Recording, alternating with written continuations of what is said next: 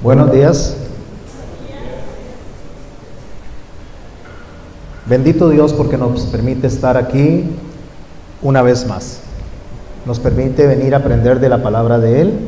Hoy voy a iniciar no es una serie porque en realidad son 3 enseñanzas aisladas, aunque tienen un común denominador todas, y es aprender a vivir en Babilonia. Cuando digo aprender a vivir en Babilonia, es el caos en el que estamos nosotros actualmente pasando. No solamente en la sexualidad que vamos a abordar hoy, la enseñanza se llama La sexualidad en caos. La otra semana vamos a abordar una enseñanza que se llama Aprendiendo a orar, o la oración que agrada a Dios. Porque a veces nosotros oramos de la forma errónea en medio de lo que estamos pasando, en medio de lo que necesitamos, y nuestras oraciones se vuelven infructuosas, se vuelven oraciones egoístas, se vuelven oraciones a veces condicionadas para Dios, y nos acercamos a Dios en lugar de una forma reverente, en una forma exigente. También vamos a acercarnos a la enseñanza en la última parte. Todos hemos escuchado que se usa muy popularmente en todo lado el texto de Filipenses 4:13, todo lo puedo en Cristo que me fortalece.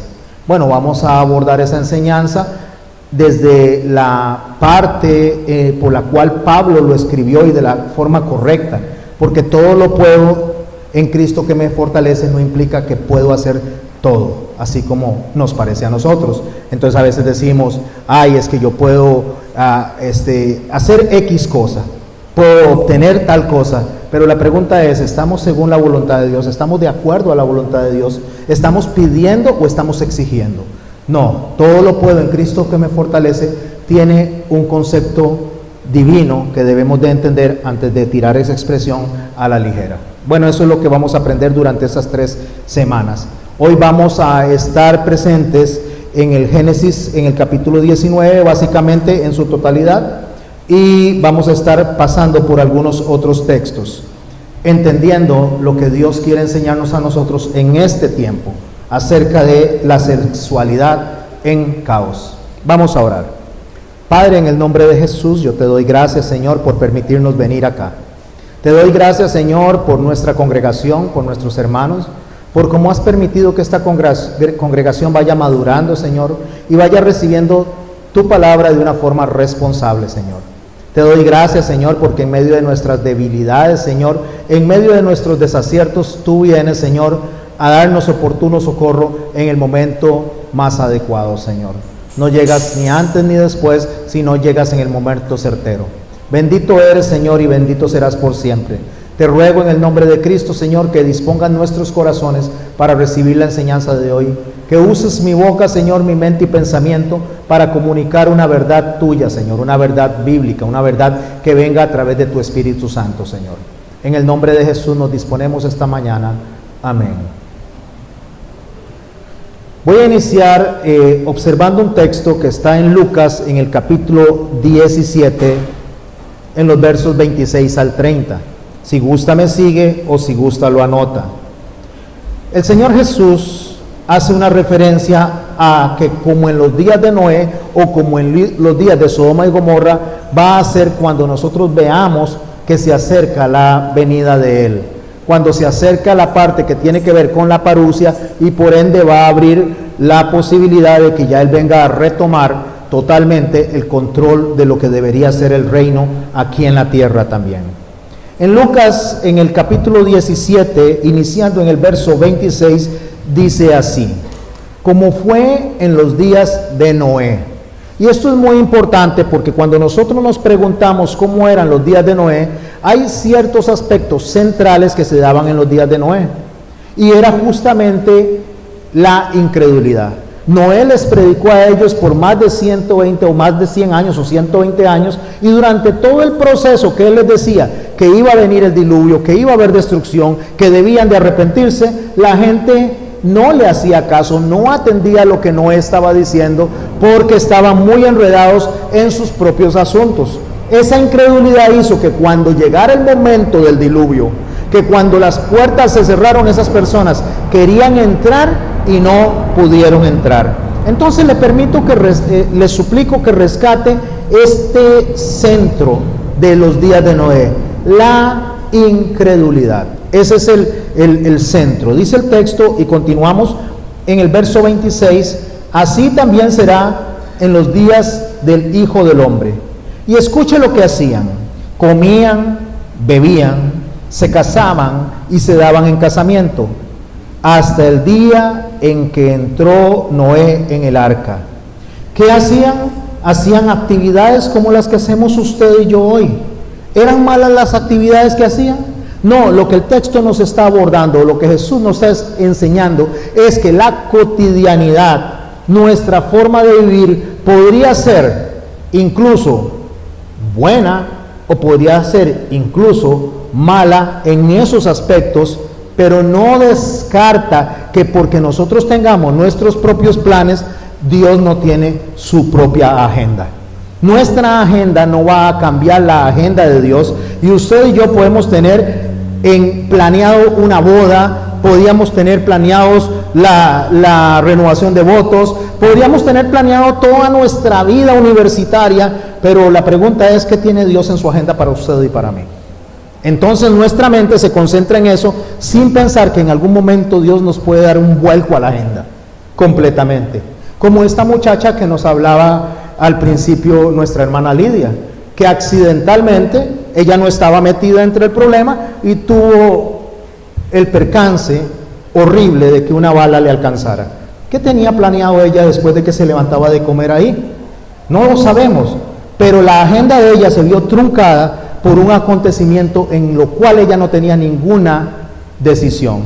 Al final de cuentas, la soberanía de Dios, sea bueno o sea malo lo que suceda, a nosotros no nos compete saber si esto le favorece o no le favorece. Dios es el soberano, Dios es el que conoce toda la historia y toda la vida, tanto suya como mía y de todas las demás personas.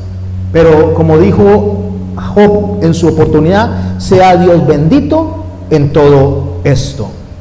Bueno, eso era la cotidianidad de ellos. Pero mientras estaban en lo cotidiano, mientras estaban haciendo sus actividades personales, dice, vino el diluvio y los destruyó a todos. Subraye eso: vino el diluvio y los destruyó a todos. Asimismo, de la misma manera, asimismo, como sucedió en los días de Lot. ¿Por qué dice asimismo como sucedió en los días de Lot? Porque hay algo que se conecta entre los días de Lot, que serían los días de Sodoma y Gomorra, con los días de Noé. Y ahorita vamos a ver qué es lo que se conecta.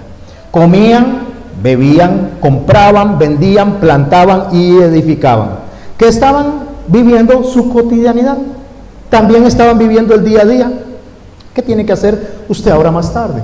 Mañana, pasado mañana. ¿Cuáles son sus planes de la semana próxima? ¿Cuáles son sus planes de los próximos meses? ¿Cuáles son los planes que ha tenido usted durante la semana recién pasada? Pregunta: ¿ha puesto a Dios en consideración de su agenda? ¿O simplemente usted tiene una agenda personal porque usted cree que lo que está haciendo le va a durar para siempre? ¿Le ha consultado a Dios si eso es lo que quiere? ¿O será que Dios nos va a cambiar a nosotros la agenda en un instante? Ellos estaban en la misma cotidianidad, ellos estaban haciendo lo mismo, y Dios tiene trazado algo para nosotros por el cual nosotros deberíamos de caminar, y para saberlo necesitamos tener esa comunicación con Dios. Y si usted hace de lado a Dios y corta esa comunicación, ¿cómo va a saber lo que Dios quiere si usted está y yo estoy metido en mis propios asuntos? Estamos más preocupados en cómo vamos a hacer la otra semana X o segundo aspecto, y no estamos preocupados en si realmente vamos a estar vivos esa semana. Ni siquiera nos preguntamos a nosotros si vamos a estar vivos y sanos, con movilidad, porque podríamos estar vivos y sin movilidad, postrados en una cama, postrados en un hospital, y ahí entonces viene el lloro y el crujir de dientes, y es donde nos acercamos a Dios a pedirle su bendición cuando ni siquiera lo tomamos en cuenta en toda la semana, en todos los 15 días y posiblemente hasta en años. Bueno, ¿qué fue lo que sucedió? Comían, bebían, plantaban, edificaban, mas el día en que Lot salió de Sodoma, llovió del cielo fuego y azufre, y subraye esto, y los destruyó a todos. ¿Qué es lo que conecta un escenario con el otro? La destrucción, mis hermanos. Lo mismo que pasó en los días de Noé, es lo mismo que pasó en Sodoma y Gomorra. Fueron destruidos. Entonces, lo mismo que pasa allá y lo mismo que pasó ahí va a pasar en nuestros días. En un momento determinado, Dios va a destruir todo lo que está en contra de su carácter, en contra de lo que Él ha planteado como justo. Pero la pregunta es, ¿estaré yo dentro de sus planes? ¿O me va a encontrar haciendo lo que no debería estar haciendo cuando ya Dios determinó que yo debería de estar caminando en la dirección correcta? Y la dirección correcta la define Jesús en sus palabras cuando dice: buscad el reino de Dios y su justicia. Eso debería ser nuestro motivo, esa debería ser nuestra motivación, eso debería ser todo lo que nos atraiga la atención. Qué difícil es ser cristiano, dice mucha gente. No es difícil, le decía yo a las personas que nos reunimos en la enseñanza de ayer, o en formadores, no es difícil. Porque cuando usted enfoca su vista en Cristo, en Jesús, no es difícil, es solo hacer lo que Él dice. Y todo lo demás será añadido. Pero cuando yo quiero complacer las añadiduras, quiero hacer primero esto y dejo de lado a Jesús, la destrucción va a llegar. Créalo o no lo crea. Favorezca usted en su opinión a Dios o no lo favorezca. Dios no está haciendo una competencia de popularidad ni está en un concurso de simpatía. Dios no está para que usted esté de acuerdo con Él. Dios es Dios. Y Dios dice, por aquí se camina y por ahí se camina. Le guste o no le guste. Bueno, en ese contexto nos está diciendo el Señor a todos, y en el verso 30 avanza en la enseñanza diciendo: así será el día que el Hijo del Hombre se manifieste. Y escuche una observación que hace Jesús. Acordaos de la mujer de Lot. ¿Qué es lo que tenemos que recordar de la mujer de Lot? Que huyendo de esa cotidianidad, huyendo de todo eso que le robaba la atención, huyendo y acercándose a Dios, siguiendo a su esposo porque él fue hallado justo, como en los días de Noé, fue Noé quien fue hallado justo, no fue su familia. Si usted lee correctamente, usted se da cuenta que dice: el justo fue Noé, su familia se bendijo de la oportunidad por seguir a Noé. Pero no dice que sus hijos, no dice que su esposa, dice él es el justo. Lo que nos refleja a nosotros la responsabilidad como padres de darle dirección a nuestra familia justamente en la ruta que va hacia el reino de los cielos y su justicia. Bueno, lo mismo Lot llevaba la misma dirección, iba escapando, y ahora vamos a abordar la enseñanza. Iba dirigiendo a su familia en el sendero correcto, pero su esposa estaba conectada al pasado. Su esposa estaba conectada a lo que estaba dejando, y esa conexión con el pasado la destruyó, porque le llegó la destrucción junto con Sodoma y Gomorra. Porque cuando usted y yo estamos conectados al pasado, mis hermanos, estamos a punto de ser destruidos. Porque el mismo Señor nos dice a nosotros a través de Salomón que no deberíamos de estar pensando en si el pasado fue mejor, porque entonces haríamos enojar a Dios. Porque nosotros no vivimos del pasado, vivimos del futuro. ¿Y quién está en el futuro? Puestos los ojos en Cristo, que es el galardonador. Ahí debería estar nuestros ojos puestos. Ponga usted los ojos en el pasado y mi hermano va a quedar como la mujer de Lot. Y no lo digo yo, lo dice nuestro Señor Jesucristo. Y lo que dice Dios no es una negociación, es una verdad. Y cuando Dios lo dice, eso va a pasar.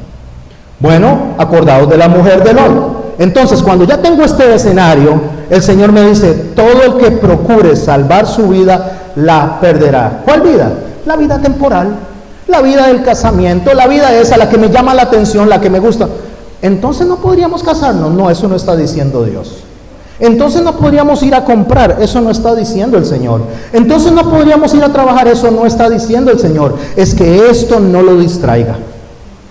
No te distraiga a tal grado que empiezas a darle la oportunidad y el primer campo en tu corazón y en tu mente a eso. Porque entonces eso te va a destruir.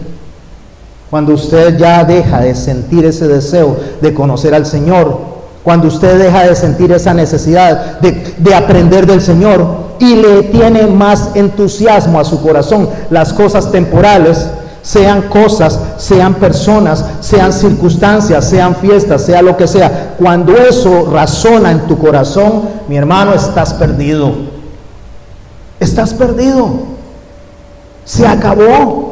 ¿Y por qué se acabó? Porque eso va a ser progresivo, va a ir aumentando con el paso del tiempo, y con el paso del tiempo esa progresividad del pensamiento del mundo vas a terminar dejando de lado a Dios totalmente. Y entonces estarás en una posición de destrucción, y si le puedo llamar es autodestrucción. ¿Por qué? Porque fue mi decisión. Bueno, ahora necesitamos aprender un poquito más de Sodoma y Gomorra, de esos tiempos. ¿Qué era lo que estaba pasando?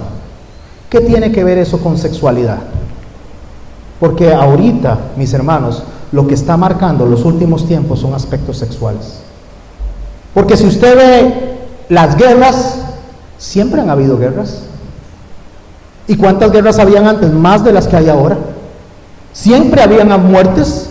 Ahora usted ve que abordan y dicen 3, 4, 5 muertos, o 80 muertos en una invasión, o 120 muertos, y antes en una sola invasión Alejandro Magno mataba 23,000 personas.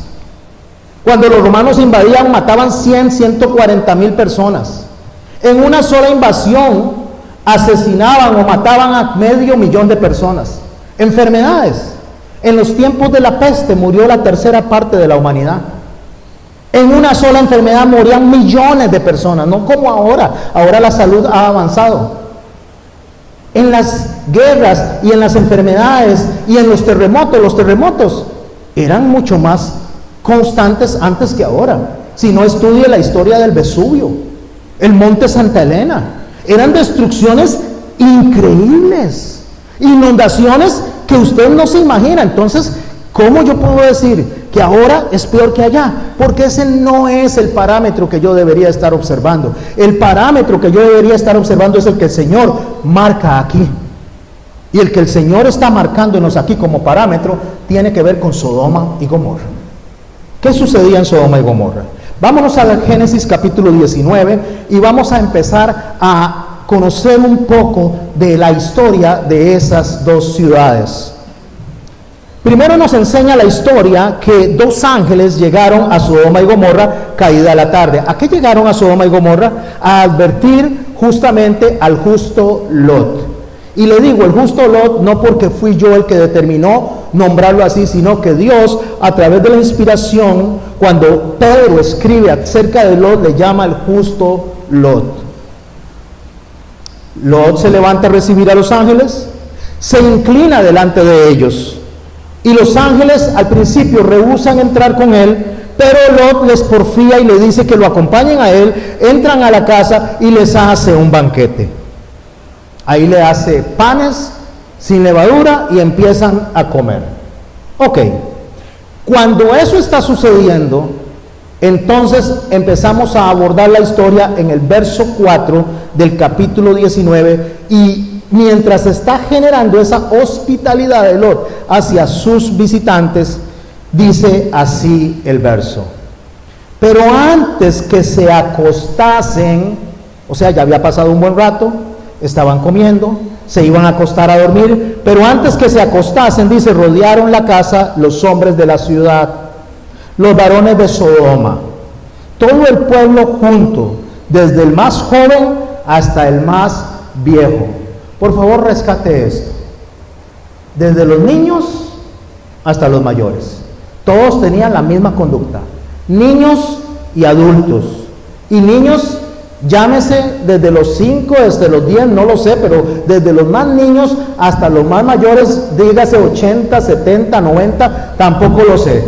Pero los dos extremos están aquí contados. Desde el más pequeñito hasta el más mayor, incluye a todos los hombres de Sodoma, estaban bajo la misma conducta. Y llamaron a Lot.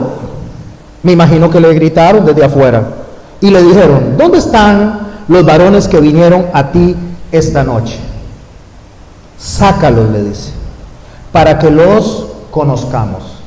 Esta palabra conozcamos se repite durante la Biblia muchas veces. No es el conocimiento intelectual, sino una cuestión de intimidad. Lo que ellos estaban ofreciéndole a estos varones era una violación grupal. Eso es, para que los conozcamos. Todos los hombres querían abordar a estos dos visitantes que conocemos nosotros por el texto bíblico, que son ángeles, querían todos abusar sexualmente de ellos. ¿Por qué querían hacer eso? Porque era su modus de vida, porque era lo normal para ellos, porque para ellos era lo aceptable, así es como se trata a las personas.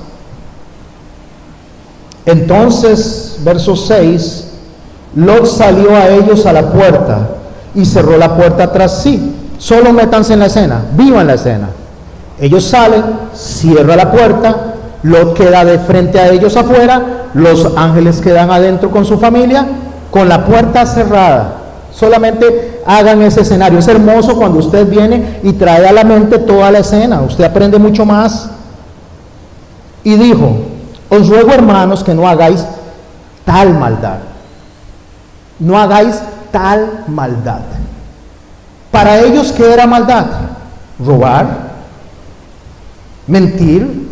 No, está hablando de una connotación meramente sexual. No hagan eso con estos hombres. Los ruego, hermanos, que no hagan eso con estos hombres. Ahora, preguntémonos algo. Lo que va a seguir en la historia, ¿qué nos trae a nosotros en cuanto a Lot como concepto de hombre justo o injusto? Porque empezamos a hacernos preguntas acerca de la reacción que tuvo Lot. Y leamos el texto. He aquí ahora yo tengo 2 hijas, dice, que no han conocido varón en la connotación sexual, que eran vírgenes, no han estado sexualmente con ningún hombre.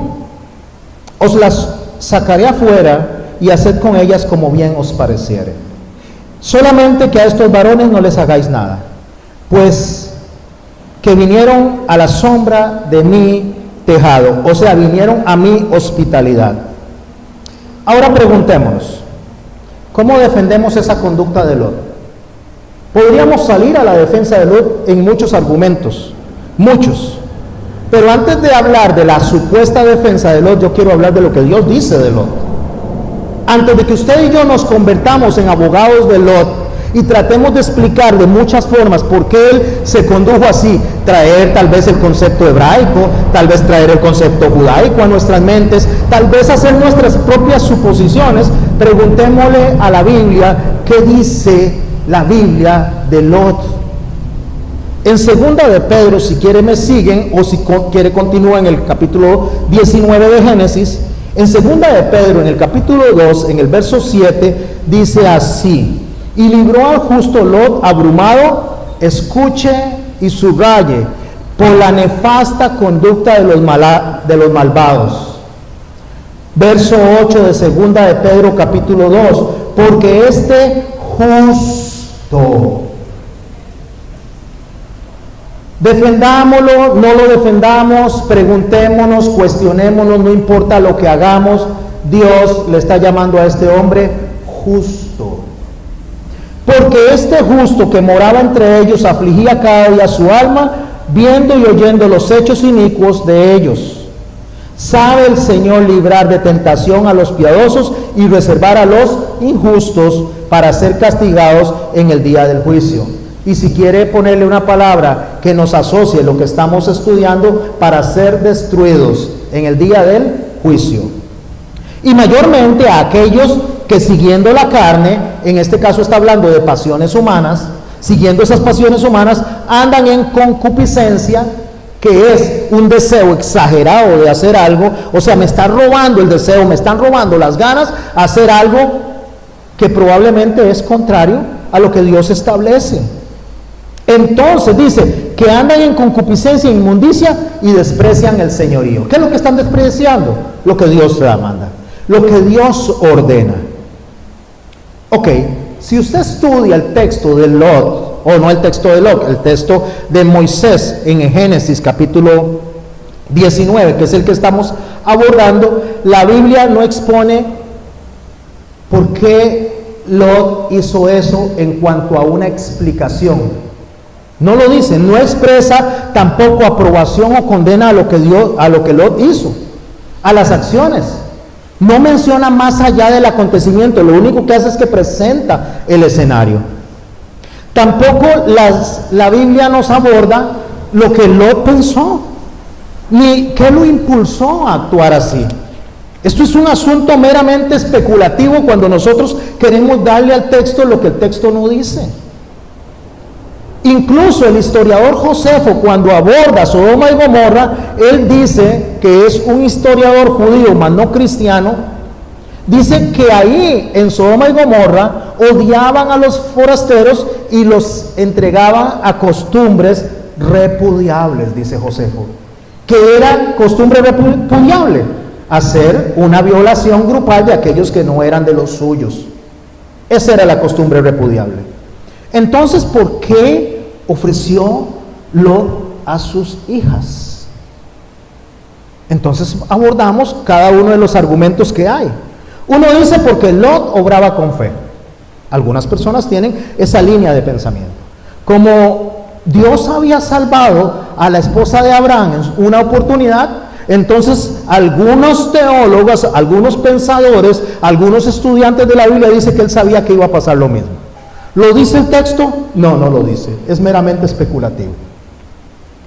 También otros pensaban que como eran sodomitas, como eran personas homosexuales que se echaban varón con varón, no iba a haber posibilidad de que atacaran a estas mujeres porque ellas eran mujeres. También es meramente especulativo. También dicen que como ellas estaban comprometidas con unos hombres de Sodoma y Gomorra, que tal vez las familias de estos hombres las iban a defender, y volvemos a asuntos especulativos. Ok, sin tratar de encontrar una explicación humana de la acción, solo podemos sacar una conclusión del texto, una única conclusión. ¿Cuál es la conclusión? Dios siempre hace lo que es correcto. Y si Dios dice y le llama justo a Lot, él sabrá por qué lo llama justo. Fácil. No tenemos que buscar defender a Dios cuando él mismo se defiende. ¿Y por qué se defiende? Porque Dios es santo, es perfecto, es correcto, opera siempre en el marco de la verdad. Y si usted y yo queremos entender qué fue lo que pasó en la mente de Lot, no trate de explicarse eso, solo entienda que Dios le llama justo, eso es todo.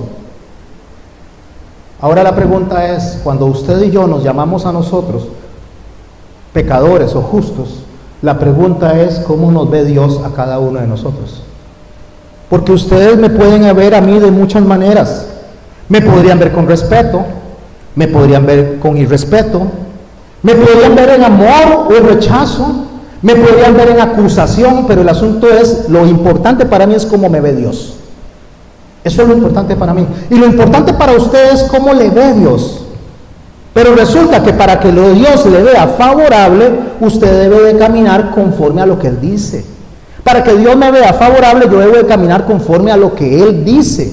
Yo puedo buscar todos los argumentos humanos para quedarles bien, y delante de Dios estar muy mal. Ustedes pueden buscar todos sus argumentos humanos para sentirse bien, y delante de Dios estar muy mal. Porque no se trata de sus argumentos ni de mis argumentos, se trata de lo que Dios piensa. A eso se refiere el Señor: buscad el reino de Dios y su justicia, y todo vendrá con añadidura. No solo está hablando de las cosas, no solo está hablando de los eventos, está hablando incluso del respeto de las demás personas, porque eso se llama testimonio. Bueno, continuemos con el relato, volvamos a Génesis capítulo 19. Quería hacer ese paréntesis para que cuando estudiemos el texto de Lot y nos pregunten a nosotros como cristianos, ¿por qué Lot hizo eso?, usted puede decir, no sé. No es pecado decir eso, ¿usted sabía? No sé, no lo sé, pero lo que sí sé es que Dios le llama justo, y la acción que él tomó tenía el respaldo de Dios. ¿Por qué? No se molesten en luchar en el por qué. Solo entiendan que hay un mensaje soberano de Dios ahí en cuanto al justo Lot. Y ellos respondieron, ¿quiénes? ¿Se acuerdan? Volvimos a la casa otra vez. Está la puerta cerrada, está Lot afuera, está dándose este problema, los quieren abusar. Y ellos respondieron: quita allá. Y añadieron: vino este extraño para habitar entre nosotros y habrá de elegirse juez. ¿Se acuerda lo que dijo Josefo? ¿Odiaban a quiénes? A los extraños.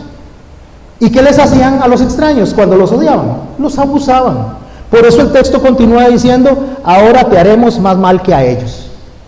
O sea, no solo le vamos a hacer mal a ellos, sino que a usted le vamos a hacer el doble del mal que les vamos a hacer a ellos. Esto, mis hermanos, podría explicarlo detalladamente, pero por haber niños presentes, solo les digo que es una aberración. Esta conducta es aberrante.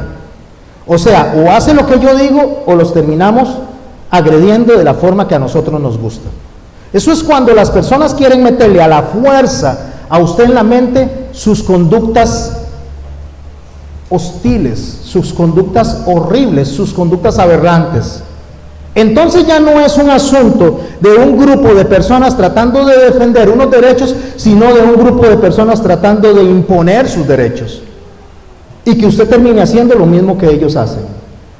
Esta enseñanza que estamos abordando ahí hoy, para efectos de muchos de los países del mundo en la actualidad, podría llevarme a mí a prisión. No sé si ustedes lo saben. Y podría ir a un mínimo de 6 meses a prisión por lo que vamos a hablar hoy.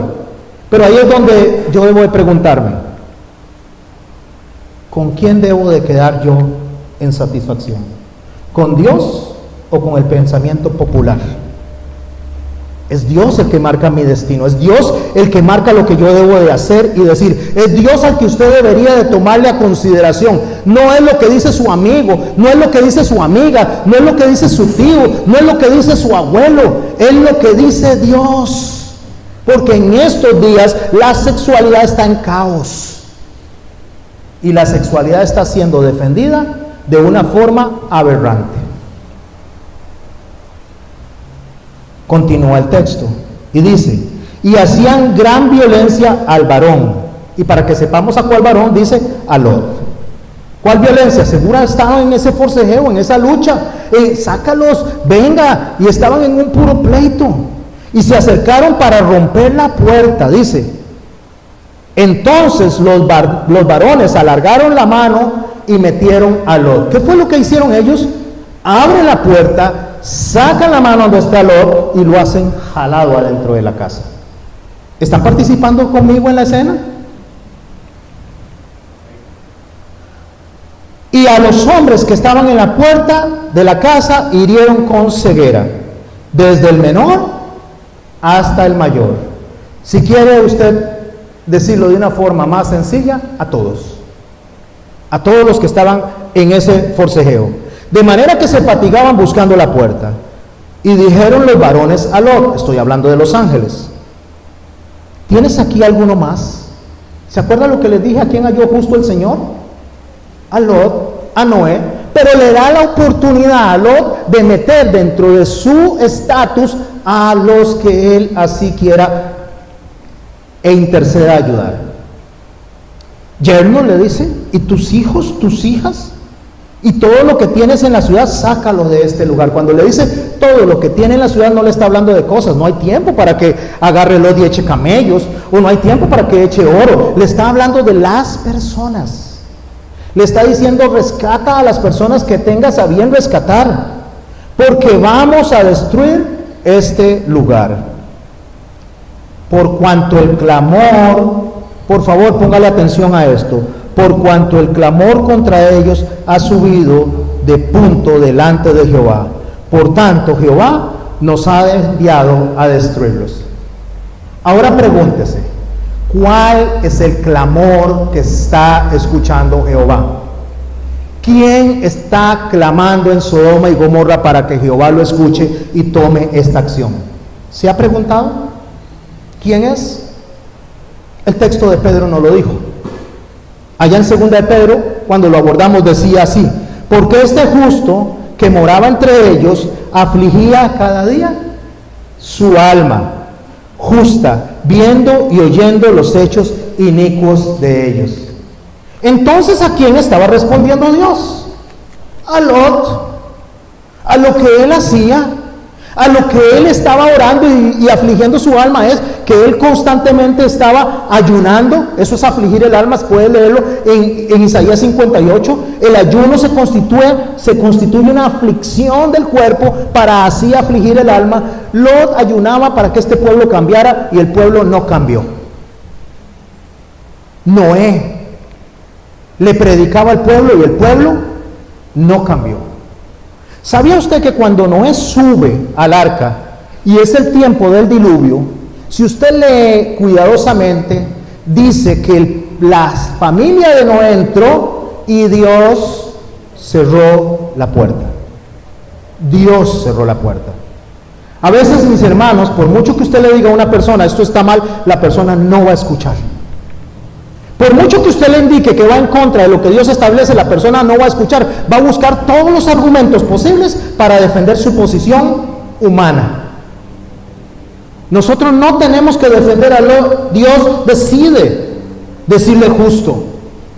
Nosotros no tenemos que buscar una explicación a por qué Él hizo lo que hizo en ese momento. Dios establece lo que se dice, lo que se hace y la valoración de esos actos.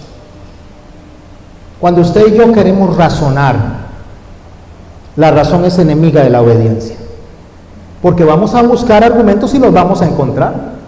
¿Sabía usted que si buscamos un argumento para el caos de la sexualidad de hoy en día, hay iglesias ya de orden colorido por todas partes, en diferentes países? Hay iglesias que se dedican a establecer lo que es la Biblia satánica. Hay sectas que se separan completamente de la humanidad para tener conductas aberrantes según ellos aprobados por Dios. Entonces sí va a haber una iglesia para cada persona. Usted quiere hacer lo que le da la gana, solamente busque en internet y va a encontrar una que se acomode a su deseo, a su concupiscencia. Gracias. ¿Sabe por qué digo eso? Y cuando digo mis hermanos, no agarren, yo no estoy hablando de usted personalmente, estoy hablando en un aspecto general, sea de esta iglesia o sea de cualquier iglesia. Cuando usted quiere encontrar algo que le favorezca a la aberración que quiere hacer, lo va a encontrar. Así de sencillo. Y si no, últimamente entonces se mete a una iglesia completamente atea, a un grupo, y cuando digo iglesia atea, es que hay iglesias ateas. ¿Cómo iglesias ateas? Que se esfuerzan por demostrar que no existe alguien que ellos dicen que no existe. Qué esfuerzo más raro. Si no existe, ¿cómo yo gasto todas mis energías tratando de demostrar que no existe? Porque están complaciendo sus propias concupiscencias. Verso 14. Seguimos en el capítulo 19. Entonces salió Lot y habló a sus yernos, los que habían de tomar a sus hijas, y les dijo: levantaos, le dice, salid de este lugar, porque Jehová va a destruir esta ciudad. Mas les pareció a sus yernos que se burlaban. Pero esta palabra burlar, decía Miguel Núñez en una enseñanza que nos compartió la pastora Cindy, y me gustaría que la escucharan, fue muy buena. Gracias, pastora, por compartir esa presentación de la esposa de Miguel acerca del libro de ellos. Decía que lo primero que hace el enemigo en las personas, o lo primero que hacen las personas que quieren meternos en una conducta aberrante, es cambiar el significado de las palabras. Entonces, lo que antes era violación, no le digamos violación, llamémosle desorden mental, llamémosle algún tipo de esquizofrenia.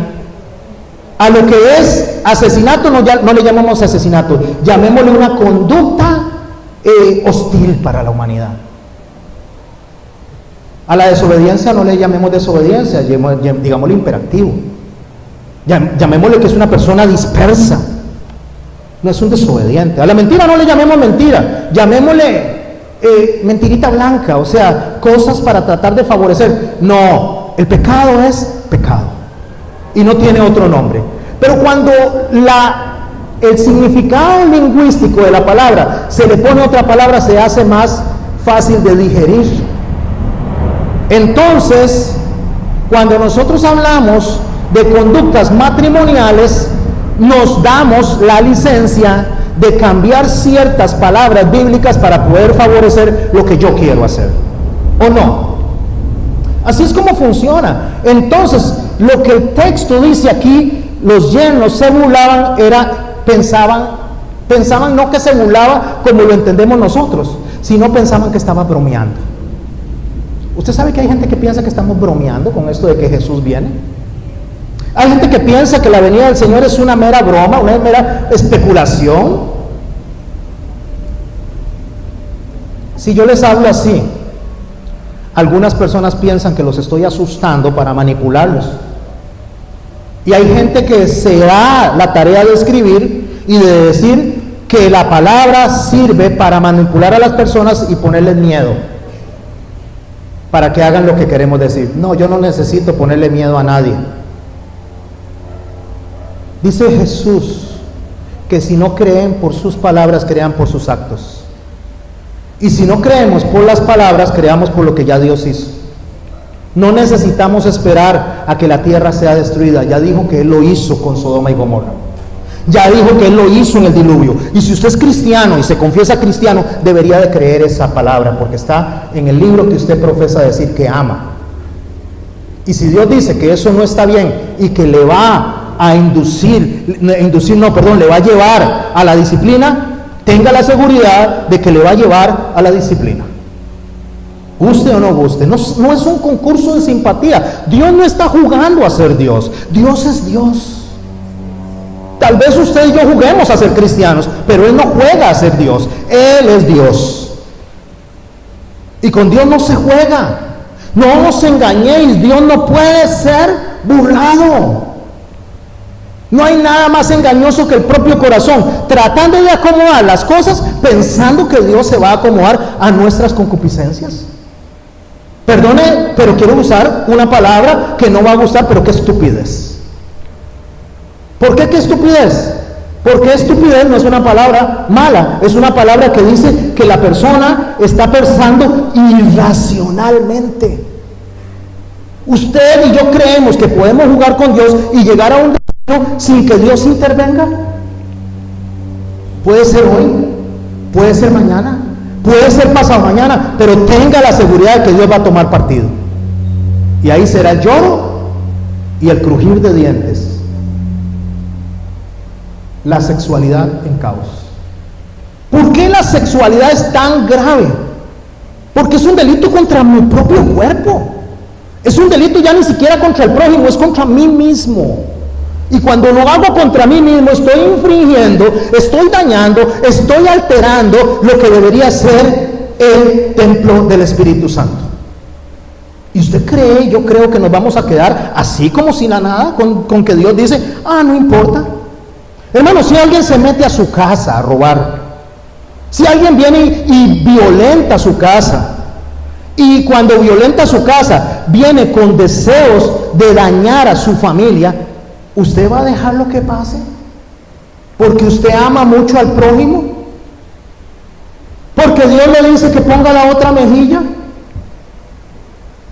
Si usted me dice que hace eso, yo no le creo. Yo creo que lo que vamos a salir es en defensa de nuestra familia, porque eso es intolerable. ¿Y usted cree que Dios no hace lo mismo? ¿Usted cree que Dios, que es bueno, que es justo, que es santo y que es perfecto, no va a salir en defensa de su familia? Saulo, ¿por qué me persigues? ¿Quién eres tú, Señor? Yo soy Jesús, a quien tú persigues. Estaba persiguiendo a su familia. Y perseguir a su familia es como perseguir a Dios mismo. Cuando nosotros tenemos conductas sexuales aberrantes o permitimos que la sexualidad nos domine en los aspectos que Dios dice que no, estamos atentando contra su familia si nos decimos cristianos. Si usted no es cristiano, pues tranquilo, vaya, haga lo que quiera. Métase con las gallinas, con los perros, con los pollos, con los patos, créase de delfín, haga lo que le dé la gana. Si usted es una persona que no dice ser creyente, haga lo que le plazca. Y cuando digo haga lo que le plazca, no quiere decir que no va a venir condena, pero haga lo que le dé la gana, no está blasfemando, está simplemente en una conducta que te va a llevar a la destrucción. Pero si usted dice que es creyente, mi hermano, eso es otra cosa. No se sienten a la mesa con aquellos que llamándose hermanos hacen tales cosas. Es claro el Señor. Es una llamada de atención a usted y a mí directamente. Al rayar el alba, los ángeles se daban prisa a Lot diciendo: levántate, toma a tu mujer y a tus 2 hijas, que se hallan allí para que no perezcas en el castigo de la ciudad. Y deteniéndole él, ¿quién? El ángel. Y deteniéndole él, los varones asieron su mano, y de la mano de su mujer y de las manos de sus 2 hijas, según la misericordia de Jehová para con él, lo sacaron y lo pusieron fuera de la ciudad. ¿Sabe qué hicieron los ángeles con Lot? Lo mismo que hizo Dios con Noé. Dios cerró la puerta. Porque si fuera por Lot, se queda ahí tratando de convencerlos.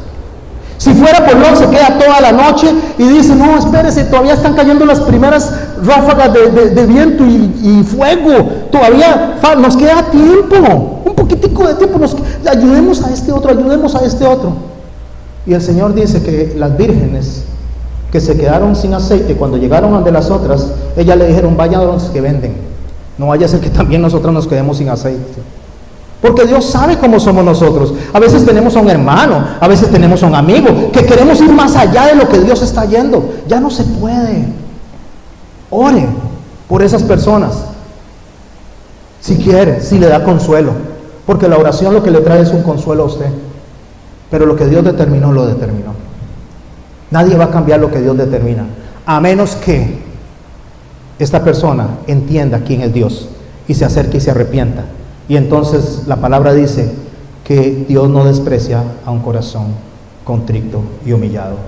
Así esté al lado de él en una cruz y haya vivido una vida mala durante muchos años, y aún en el último momento, aún sin bautizarse, sin haber dicho nada, solo le dijo: Señor, acuérdate de mí cuando estés en el paraíso. Y ahí el corazón de Cristo se voltea a él y le dice: hoy mismo estarás conmigo en el paraíso. Pero debe de haber un cambio de mente, debe de haber un cambio de actitud, debe de haber un arrepentimiento, porque Dios dice que el que confiesa su pecado y se aparta, prospera. No solo es confesar, eso podría volverse un estribillo: perdón Señor, perdón Señor, perdón Señor. No. Debe de tomar una decisión radical, confesar el pecado, arrepentirse y no seguirlo haciendo. Porque lo demás se convertiría en un juguete. Y con Dios no se juega. Y si quiere que le diga el texto, se lo repito: Dios no puede ser burlado.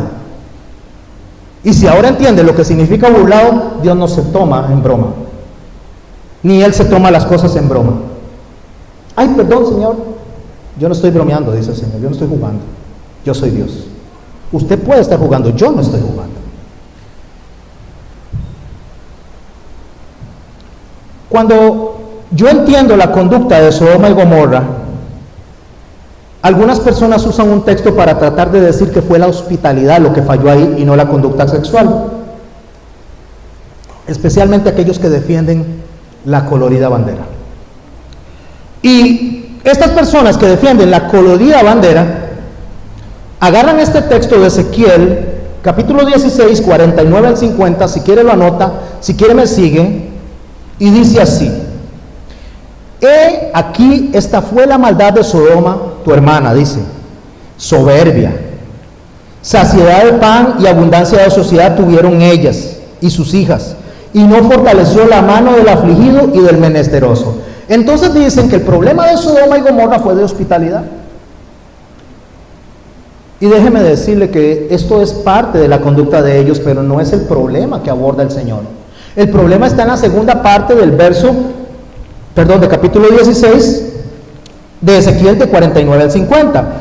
Dice, después de que dice, se llenaron de soberbia, dice, e hicieron abominación delante de mí. Esta es la palabra que tenemos que rescatar. Ellos tenían una conducta depravada y eso llevó a abominación delante de Dios. Estos se llaman actos infames. Dios habla hoy, lo dice así: cometieron cosas que yo detesto, dice el Señor. Yo detesto, por eso los destruí como has visto. Hablando a través de Ezequiel. Ahora, ¿qué es una conducta detestable? ¿Qué es una conducta aberrante? ¿Qué es la conducta que Pablo aborda cuando le dice que deben de expulsar a ese hombre para que se destruya el cuerpo y se salve su alma? ¿Sabe a qué se está refiriendo Pablo? ¿Cuál es la conducta que había ahí? Era una depravación sexual de ese hombre porque estaba teniendo relaciones con su madrastra. Cosas que el Levítico 18 aborda. Voy a contarles, antes de ir a Levítico, contarles una pequeña historia. No es invento mío, está en la Biblia. Cuando Noé siembra, después de que pasa el diluvio, porque era agricultor, produce uvas y hace vino. Y Noé viene y se emborracha, se embriaga. Cuando él se embriaga, sus hijos,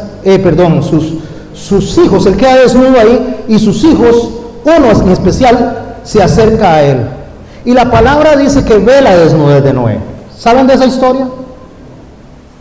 Cuando él ve la desnudez de Noé, los otros hijos, que son Jafet y Sem, toman algo y tapan a Noé para que su desnudez no sea descubierta. Pero voy a leer un par de versos de ahí antes de abordar a Levítico. Génesis capítulo 9, verso 23. Entonces Sem y Jafet tomaron la ropa y la pusieron sobre sus propios hombros. Y andando hacia atrás, imaginen la escena, y andando hacia atrás para no ver la desnudez de él, cubrieron la desnudez de su padre, teniendo vueltos sus rostros, y así no vieron la desnudez en su padre.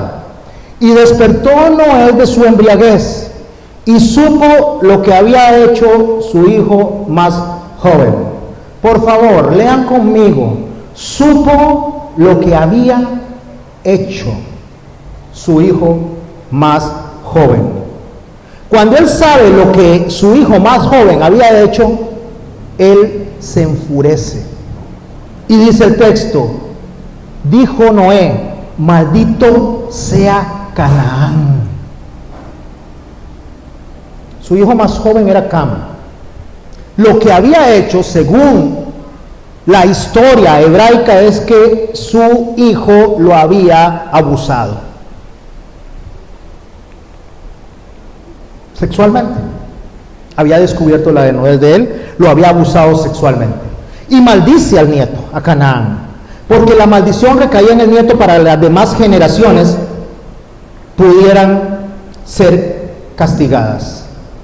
¿Sabía usted que Misraim, Egipto, que representa toda la maldad, que representa todo el desenfreno, fue fundado por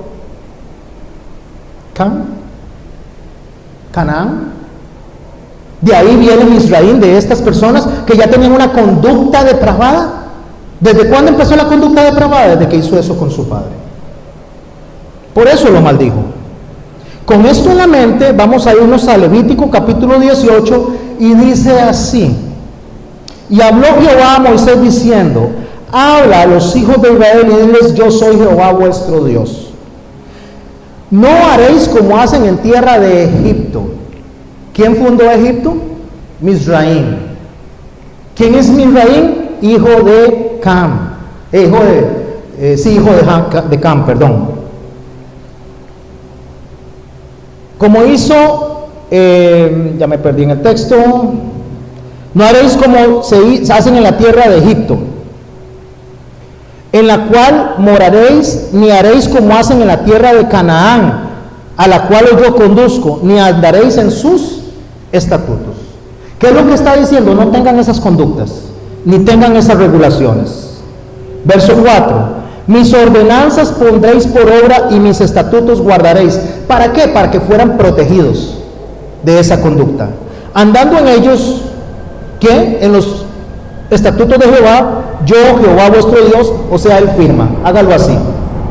Por tanto, guardaréis mis estatutos y mis ordenanzas, las cuales haciendo el hombre vivirá en ellos. Yo, Jehová. Y ahora escuche muy detenidamente, porque voy a tratar de avanzar lo más rápido posible por cuestión de tiempo. Ningún varón se llegue a parienta próxima alguna para descubrir su desnudez, yo Jehová, la desnudez de su padre o la desnudez de su madre. No descubrirás. ¿De qué está hablando cuando descubre la desnudez? De actos sexuales, de contacto sexual. O sea, no se acerque a tener sexo los padres con los hijos o los hijos con los padres, porque eso es descubrir la desnudez y eso es aberración. La desnudez de la mujer de tu padre no descubrirás, o sea, no se acueste con su madrastra. Verso 9, la desnudez de tu hermana, hija de tu padre, hija de tu madre, nacida en la casa, nacida, no descubrirás, o sea, de su hermano o de su hermana, no tenga relaciones sexuales con su hermano o su hermana. La desnudez de la hija de tu hijo o de la hija de tu hija, no descubrirás, no tenga relaciones sexuales con sus nietas o con sus nietos. La desnudez de la hija de tu padre, engendrada de tu padre, tu hermana, no descubrirás, o sea, de sus hermanastras. No se acueste con sus hermanastras o sus hermanastros. La desnudez de la hermana de tu padre no descubrirás, es parienta de tu padre, o sea, no se acueste con su tía o su tío.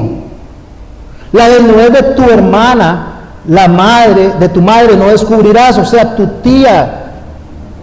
Verso 16, la desnudez del hermano de tu padre no descubrirás, o sea, tus tíos. La desnudez de tu nuera no descubrirás, o sea, la esposa de sus hijos. Y así va verso tras verso tras verso, hablando que descubrir la desnudez implica un contacto sexual. Sexualidad en caos, podríamos ponerle. Cuando llegue a la sexualidad en caos.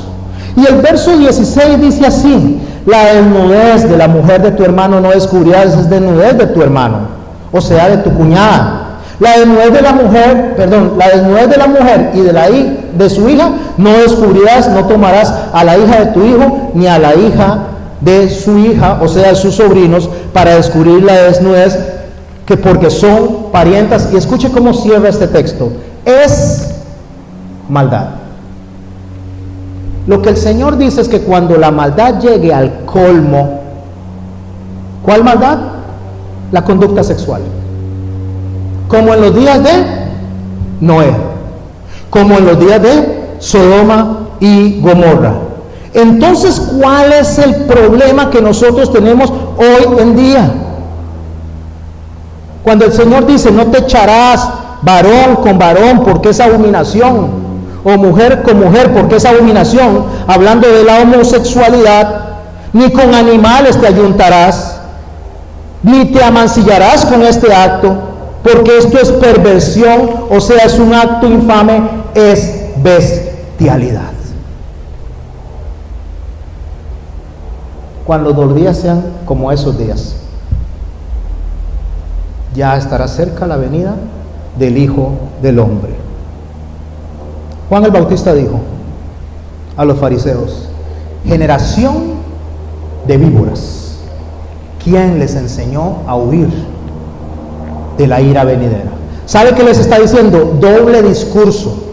Dicen que aman a Dios y por otro lado hacen otras cosas. ¿Quién les enseñó a ustedes que iban a poder burlarse de Dios? Eso es lo que está diciendo. ¿Quién les enseñó a huir de la ira venidera? Se trata de eso. Voy a cerrar con un texto. Lucas capítulo 3. Voy a volarlo muy rápidamente. Capítulo 3 de Lucas, verso 1.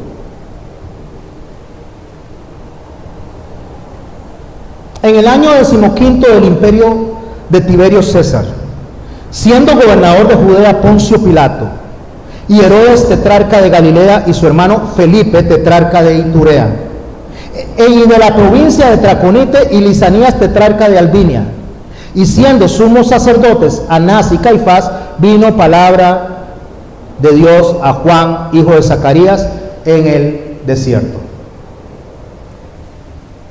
¿Tienen algún mensaje ahí ustedes? ¿Entienden ese texto ahí lo que acabo de decir? Porque así como es en ese día, cuando Jesús vino, va a ser cuando vuelva a venir. Igual, como en los días de Sodoma y Gomorra. Déjenme explicarles el texto. En el año 15 del imperio de Tiberio César, el año 15 del imperio de Tiberio César pasaría para nosotros inadvertido si no conociéramos las fiestas del Señor. El año 15 lo que se cumplía era un jubileo. Cuando se cumple un jubileo es tiempo de restauración, es tiempo de limpiar las cosas, es tiempo de perdonar. Jesús, cuando nace, no se está cumpliendo el jubileo, sino cuando Él sale a predicar. Cuando Juan el Bautista dice: he ahí el Cordero del mundo, el que quita el pecado del mundo. He ahí el Cordero de Dios, el que quita el pecado del mundo. ¿Se dio en qué? En un jubileo. Tiempo de perdón, tiempo de arrepentimiento. Arrepentiros porque el reino de los cielos se ha acercado. Y más que eso dice: arrepentidos porque el reino de los cielos está aquí. El juicio de Dios ya está aquí, está funcionando. Era el tiempo de Tiberio César. Tiberio César tenía un problema. Tenía un problema de sexualidad en caos. Tiberio César le gustaban mucho las mujeres. Tenía relaciones con todas las mujeres a las que fueran. Sus hermanas, sus tías, sus amigas, sus sirvientes, quien fuera. O sea, Tiberio César tenía un problema de que su deseo sexual lo abordaba desenfrenadamente con las mujeres.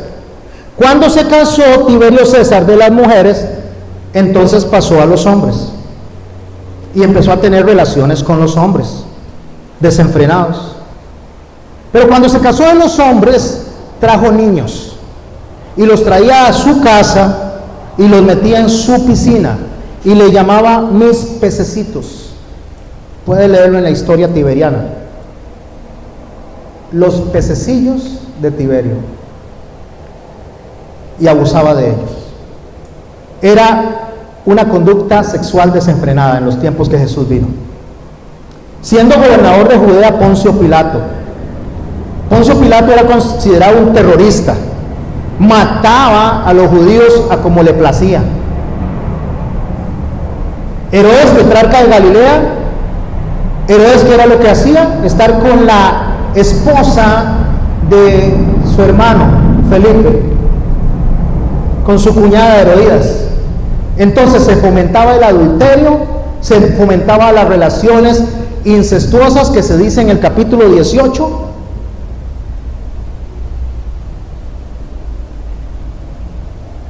Siendo Felipe su hermano tetrarca de Iturea. O sea, cuando vino Jesús, había una sexualidad en caos. ¿Y hoy? Sí, también. Pastor, pero usted me dice que había homosexualidad en Sodoma y Gomorra. Usted me dice que eso mismo se presentaba ahí desde el mayor hasta el menor. No es eso, mi hermano, a lo que el Señor se refiere.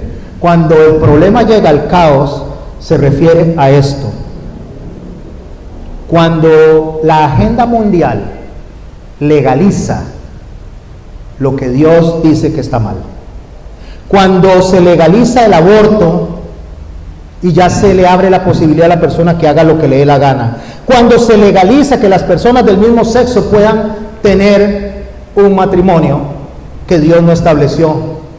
Cuando se legaliza que las personas se puedan separar a vista y paciencia de todos y volver a recasarse. Eso es también delante de Dios incorrecto, pero la ley dice que sí. Cuando se legaliza la esterilización de mujeres y de las niñas para que tengan un sexo a como les plazca. Eso es sexualidad ¿qué? En caos. Cuando se legaliza el sexo con niños y adultos, como está sucediendo en Holanda y ahora pronto en Canadá, y si ya entró a América, pronto será aquí. Cuando se legaliza que usted escoja desde temprana edad si quiere ser mujer o quiere ser hombre, cuando Dios determinó si es hombre y ser mujer. Pero ahora resulta que si a mí se me ocurre ser delfín, puedo ser delfín. Pero eso es ilegal ahora. Ahora lo ilegal es que yo diga lo que estoy diciendo. Ahora lo ilegal es que yo diga que a Dios eso le parece una aberración. Ahora es ilegal que yo le diga a usted que el matrimonio es indisoluble. Ahora es ilegal que yo le diga a usted que el hombre no se echa con el hombre. Ahora es ilegal que yo le diga a usted que la mujer no se echa con la mujer. Ahora es ilegal que decirle a ustedes que no debe haber sexo entre familia. Ese es el caos que hay hoy. Antes, cuando yo estaba niño, si alguien quería una revista pornográfica, tenía que ver cómo se la jugaba. Tenía que ver de dónde sacaba, porque le pedían en los puestos de revistas la cédula. Hoy usted solo enciende su teléfono y aprieta un botón y tiene todo lo que quiera. Y los padres muchas veces ni cuenta se dan de lo que sus hijos están viendo y pagan esa internet. Porque la legalización ha hecho que haya un tipo de aceptación. Ya nos parece que normal, nos parece que cotidiano, nos parece como que ya eso no es tan malo. Y si vemos a un chiquillo haciendo o viendo lo que no tiene que hacer, le damos un chonche en la cabeza. Nada más. No haga eso. Eso es pecado. No, eso es aberración. Y lo va a llevar al infierno. Mis hermanos, el problema que hay hoy es que antes, para besar a la novia, usted tenía que tener un compromiso real y tenía que tener el favor de los padres. Ahora se besuquean por todo lado y a todos le llaman novio. Tienen un novio aquí, un novio allá, otro novio allá, y pasan de un hombre a otro hombre como cambiarse los zapatos. O pasan de una mujer a otra mujer como cambiarse las medias. Y Dios dice que el matrimonio es sagrado y que el cortejo al cual le llamamos mal noviazgo debe ir en conducto de ese matrimonio conforme a sus regulaciones, no a las que a mí se me ocurren. Antes, para visitar a la novia usted necesitaba un permiso. Ahora se ven en el parque, se ven en la playa y hasta en el motel, porque tenemos ahora relaciones de conveniencia. Ahora somos amigonovios, le dicen. Amigobios. No sé, la cosa es que quieren hacer lo que les da la gana.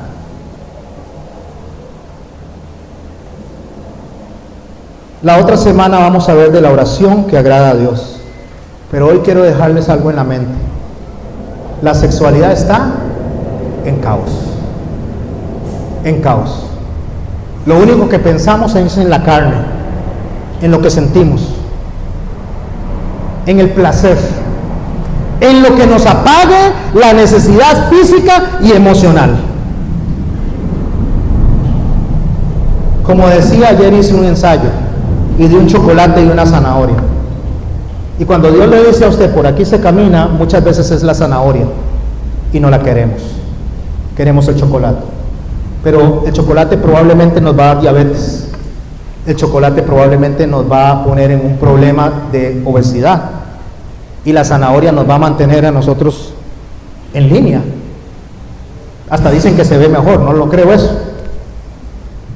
Pero déjeme decirle que lo que Dios dice que debe ser es justo, es santo y es perfecto. Y usted puede querer buscarle la explicación que sea a Job para tratar de defender la posición de él. Y solo entienda que Dios lo declaró justo. Lo único que tenemos que hacer nosotros es dejar de razonar y hacer lo que Dios dice. Sexualidad en caos. Empecemos por nosotros mismos, por controlar nuestro apetito sexual y nuestros deseos que tenemos dentro de nosotros de autocomplacencia. Y así va a haber menos personas divorciándose, menos personas incurriendo en las faltas contra el Señor y menos personas incluso cayendo en la masturbación, porque van a aprender a hacer lo correcto y van a dejar de seguir la corriente del mundo. Hermanos y hermanas, esto es una advertencia más y podría ser la última. Con Dios no se juega. Dios no está jugando a ser Dios. Dios es Dios. Oremos. Padre, en el nombre de Jesús te damos gracias, Señor, por la enseñanza que nos has traído hoy, Señor. Sabemos, Señor, que somos débiles, Señor. Somos débiles no mencionando el pecado, sino somos débiles para poder enfrentar ese pecado. Danos la fuerza, Señor. Ayúdanos a no jugar contigo, Señor. Ayúdanos a entender, Señor, que tú eres nuestro Dios y que no vas a permitir que tengamos conductas aberrantes, Señor. Ayúdanos a entender, Señor, que lo que tú determinas para nosotros es lo que nos conviene. Gracias por lo que hemos aprendido hoy. Gracias por la palabra que aprendimos de cuando se buscó a la esposa para Isaac, Señor, porque este hombre confió en ti. Ayúdanos a confiar en ti, que nos vas a dar, Señor, lo que realmente nos bendice y necesitamos. Y a los que ya, Señor, hemos pasado por cosas que no te gustan, gracias por tu gracia, por tu amor, por tu perdón y por tu misericordia.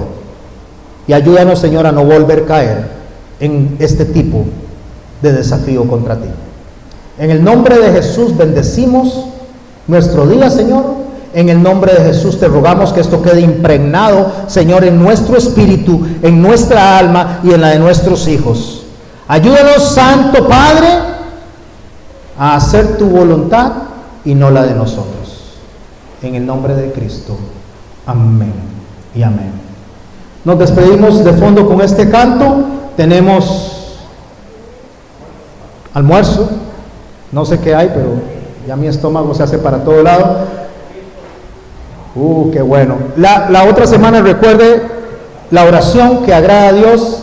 Lean el texto que puse de Daniel para que les ayude a entenderlo. Que Dios los bendiga. Muchas gracias.